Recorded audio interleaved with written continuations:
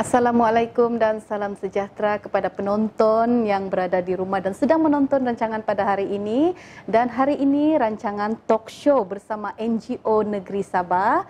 Tuan-tuan dan puan-puan, seperti biasa kami daripada pihak Agensi Antidadah Kebangsaan Negeri Sabah ingin mendoakan ataupun mengharapkan tuan-tuan dan puan-puan semuanya dalam keadaan sihat selalu, happy-happy dan sentiasa bersemangat. Dan seperti biasa, kita suka mengingatkan tuan-tuan dan puan-puan untuk sentiasa mengamalkan kawalan kendiri dan juga mengamalkan SOP yang disediakan daripada pihak kerajaan. Baiklah tuan-tuan dan puan-puan, hari ini saya tidak berkeseorangan, saya ditemani oleh seorang tetamu yang sangat istimewa dan beliau juga berlatar belakangkan seorang guru. Jadi siapakah beliau? Kita akan berkenalan sebentar sahaja lagi.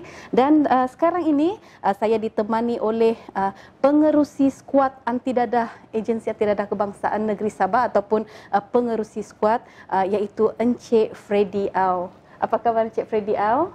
Kabar baik. Sihat ya? Ya, sehat hari ini. Disebabkan pandemik COVID ini tidak menghalang untuk Encik untuk hadir bersama-sama dengan kami ya Encik. Oh, tidak. Ya, mungkin saya lebih selesa mengenali dengan Encik Freddy ini sebab difahamkan Cik Freddy Au adalah seorang guru. Jadi betul. Mungkin lebih selesa saya panggil seorang cikgu lah kan cikgu.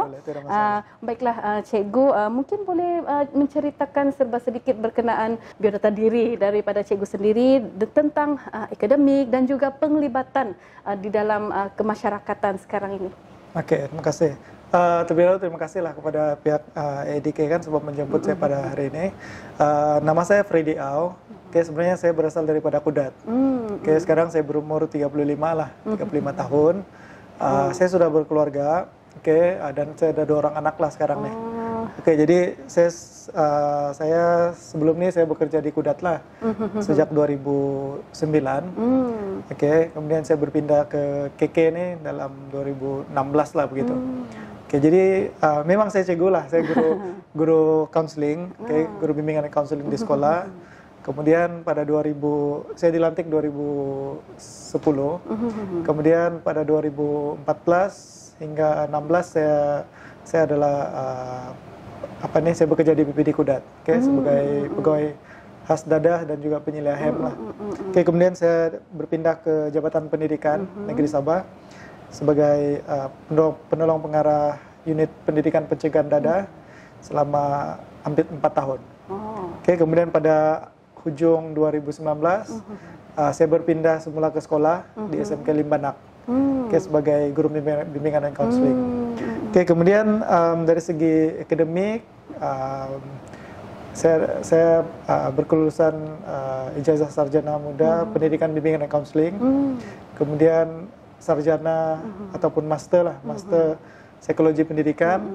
Kemudian saya juga sekarang nih sedang melanjutkan pelajaran di bidang PhD lah.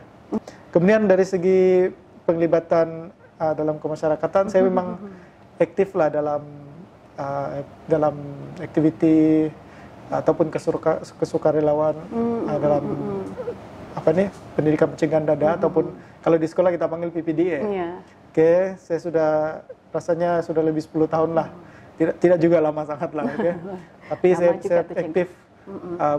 Yang saya aktif adalah yang pertama memang dari segi kerja lah di sekolah, ataupun di PPD ataupun di JPN dulu.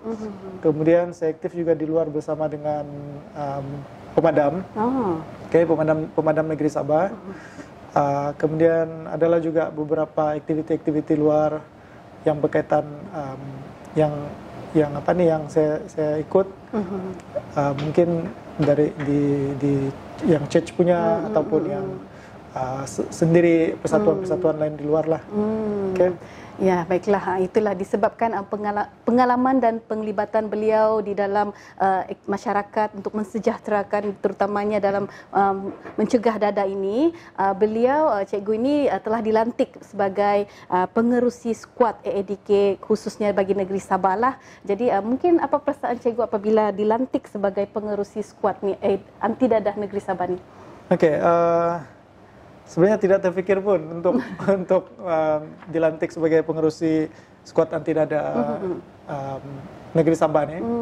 Oke, tetapi apabila dilantik saya terima dengan hati yang terbuka lah. Oke. Kalau mau cakap gembira tuh, of course mungkin saya gembira juga sebab dilantik.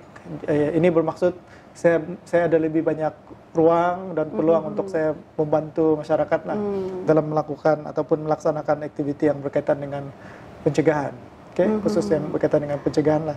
Tapi dalam masa yang sama saya agak nervous juga, macam takut-takut juga mungkin. Saya takut mungkin sebab jawatan ini saya pun tidak pernah terpikir sebelumnya. Saya tidak tahu lagi sejauh mana beratnya tanggung jawab ini. Jadi rasa takut itu memang ada, takut nanti tidak terlaksana. Lagipun tempo jawatan ini 2020 hingga 2023. Jadi bagi saya satu tempo yang agak panjang. Tapi mudah-mudahan sepanjang tempo ini saya bersama dengan tim ataupun EJK yang lain dapat melaksanakanlah tanggung jawab nih. Ya, dan untuk makluman para penonton juga, skuad EEDK ini adalah sukarelawan yang tidak difahamkan adalah komuniti yang bergerak tanpa mengharapkan ganjaran, ya. Jadi skuad ini juga yang akan menggerakkan komuniti, menggerakkan program. Jadi untuk kepada pandangan cikgu lah, sepanjang menjadi pengerusi skuad ini, sejauh mana peranan skuad anti dadah ini dalam menjayakan program terutamanya dalam pencegahan, rawatan dan juga penguatkuasaan. Oke,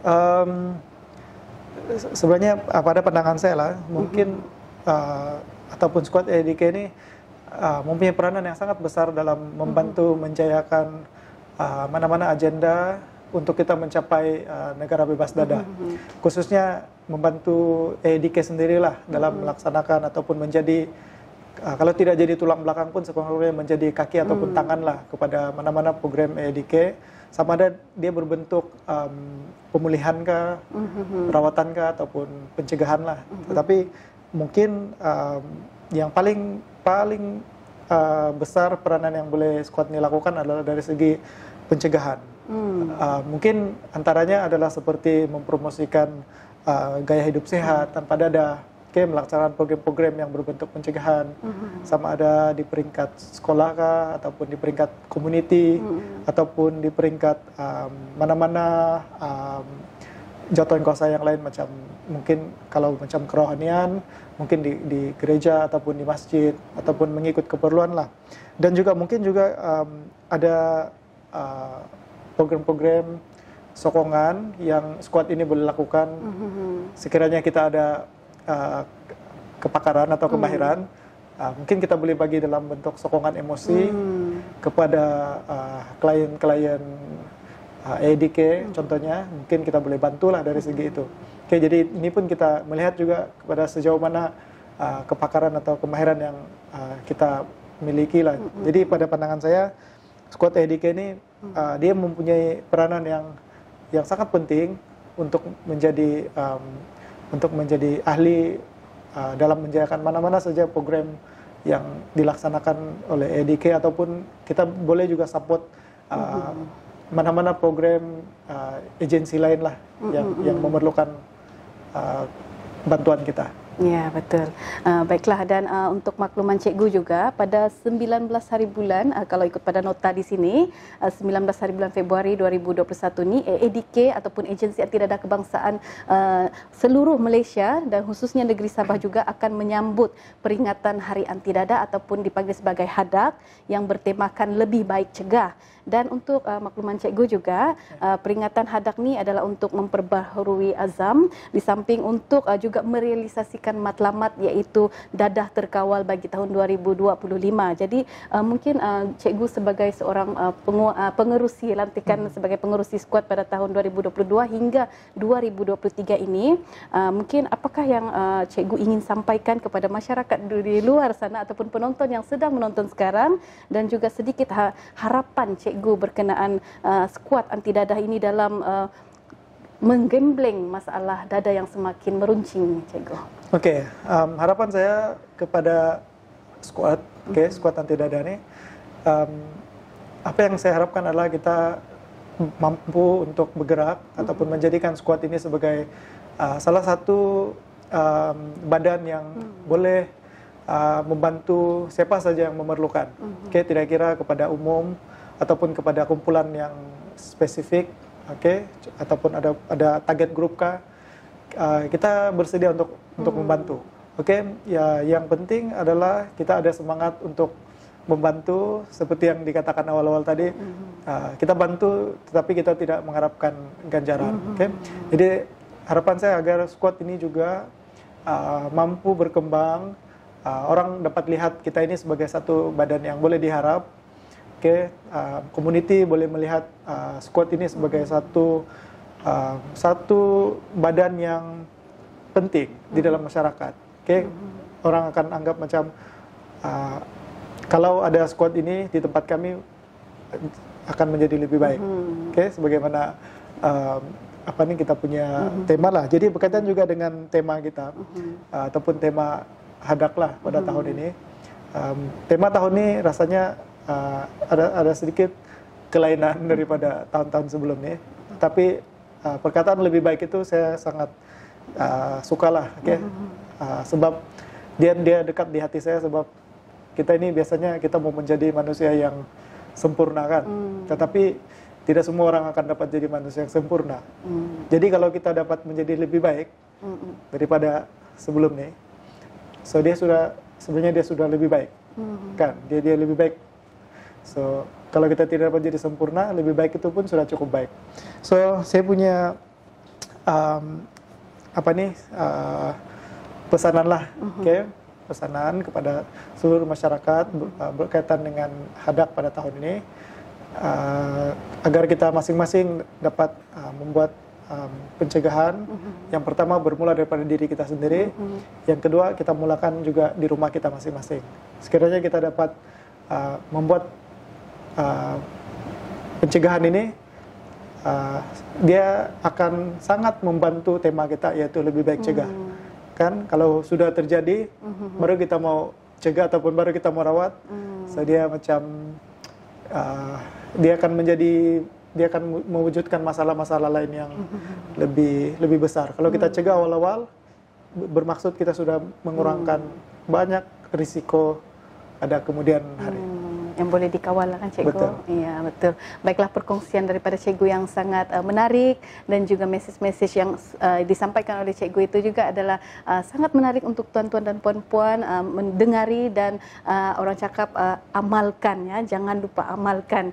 Baiklah, terima kasih Cikgu atas perkongsian dan juga sudi meluangkan masa bersama kami di dalam rancangan hari ini, yaitu rancangan talk show bersama dengan NGO, terutamanya Skuad Anti Dadah Negeri Sabah. Dan juga kepada para penonton di sana, terima kasih kerana menonton rancangan kami pada hari ini, dan jangan lupa sentiasa kekal sihat, kekal happy dan bersemangat. Kita jaga kita teguh, kita menang. Sekian, terima kasih.